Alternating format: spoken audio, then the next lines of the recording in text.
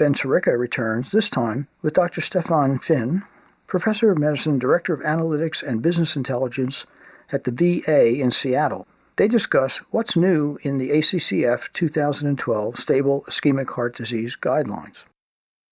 So let's start then with the diagnosis of stable ischemic heart disease.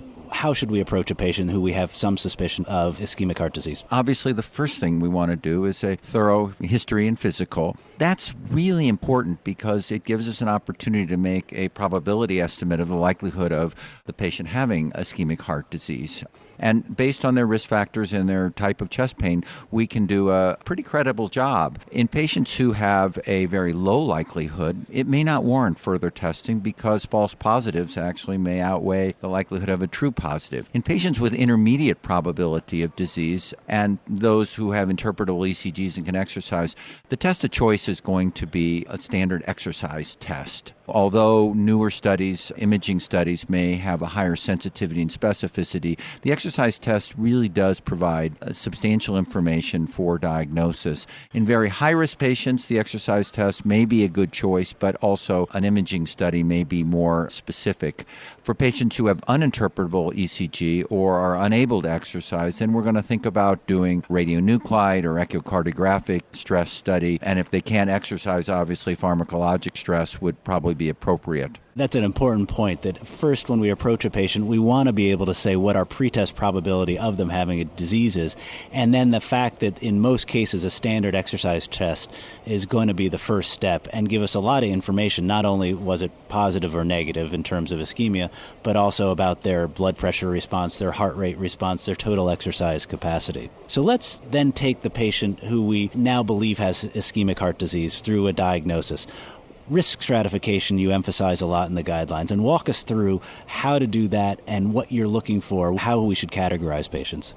Great, Ben. To restate it, once we believe a patient has IHD, then we do want to do an estimate of what their likelihood of risk is. We use a fairly standard approach that low-risk patients have less than a 1% chance of an event over the next 5 years, whereas high-risk patients have more than a 3% chance, and the intermediate folks in between.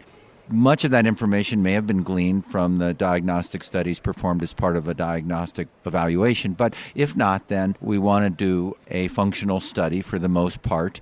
And again, that is going to be the exercise test for the patients who have an interpretable ECG and are able to exercise, moving to imaging or anatomic studies with or without pharmacologic stress, depending upon whether or not they have an interpretable ECG, can or can't exercise. What happens when we do identify somebody who does have high-risk features that puts them over 5% risk of mortality? So there's a patient where I think after, again, informed discussion with the patient, it may make sense to move to an angiogram to evaluate their anatomy and determine if they have anatomic characteristics which, based on our existing evidence, would make them reasonable candidates for a revascularization procedure directed towards improving survival. Now, most of the evidence currently supports use of CABG in those situations, and that's clearly a circumstance in when you'd want to involve the cardiac surgeon pretty early in the discussions with the patient to review alternatives.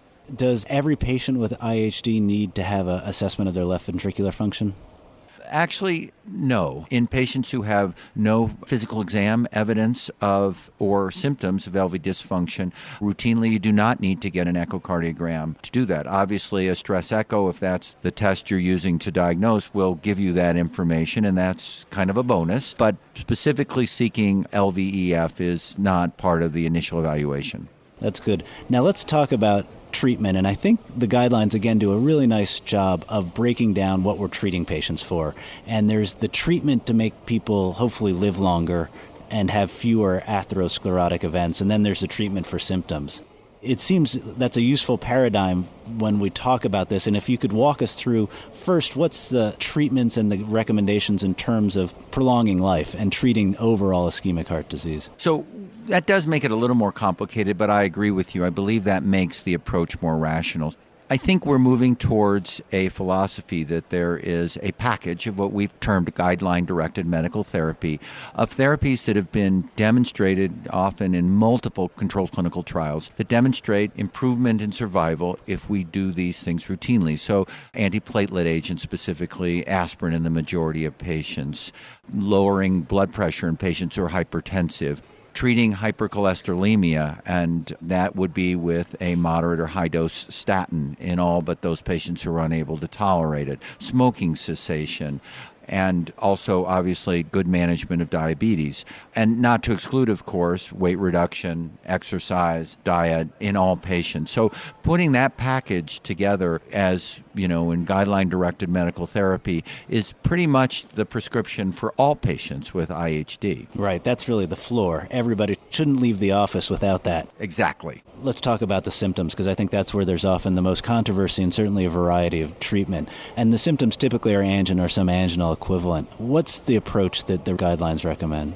Well, the guidelines take a fairly conservative approach, which I think is well based in the evidence we have to date. And that's to begin with guideline-directed medical therapy again, because over time that should improve the symptoms, and specifically anti-anginal agents. Obviously, sublingual nitroglycerin on a PRN basis. Beta blockers for most patients. Beta blockers are contraindicated or not tolerated. The substitution or addition of a calcium channel blocker or a long-acting nitrate. And then, I guess, in the very refractory patients, you can consider newer agents like ranolazine. But really, starting with the anti-anginal agents, trying to up-titrate them to the maximum tolerated doses, and then seeing if you're still getting symptom relief. And from studies like COURAGE, a lot of people get very good relief with medications alone. Then what's the trigger for revascularization? If you've got a patient where you've really conscientiously tried anti-angial therapy and the whole guideline-directed medical therapy approach, and the patient still is having intolerable symptoms, then it's reasonable at that point to sit down with the patient, have a discussion about the alternatives, of which revascularization is certainly on the list. If the patient is appropriately informed about the potential benefits and risk and elects to move forward with evaluation, then it's reasonable to call in the heart team, the cardiologist and the cardiac surgeon, and think about what the alternatives are, particularly if there's anatomic data at that point to make a decision about optimal therapy.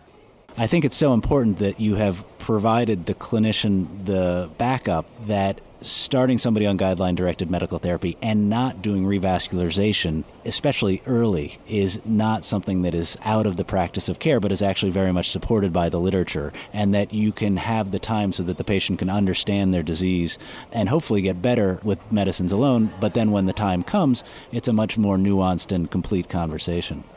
What are the recommendations on following patients with ischemic heart disease? How should we assess them in terms of whether they need more therapies, whether they need revascularization over the years that will follow them?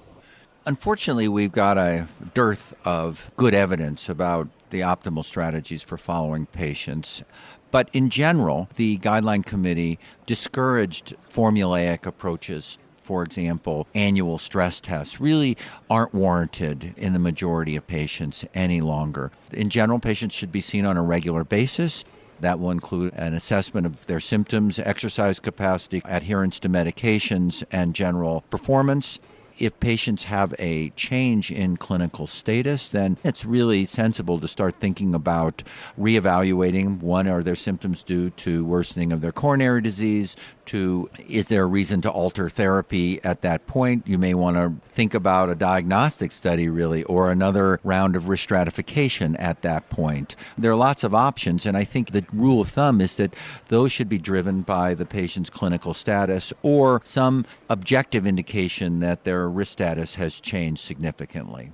Excellent. So routine follow-up, careful assessment of their exercise capacity and their symptoms, and let that then drive further diagnostic testing and further changes in therapy. For the most part, there are going to be some very high-risk patients, for example, diabetics with uncontrolled diabetes and severe risk factors in which there may be reason to want to follow them more closely. But in general, yes, that's exactly right. Great. Well, thank you so much for coming to ACCEL and sharing your experience. Thanks very much.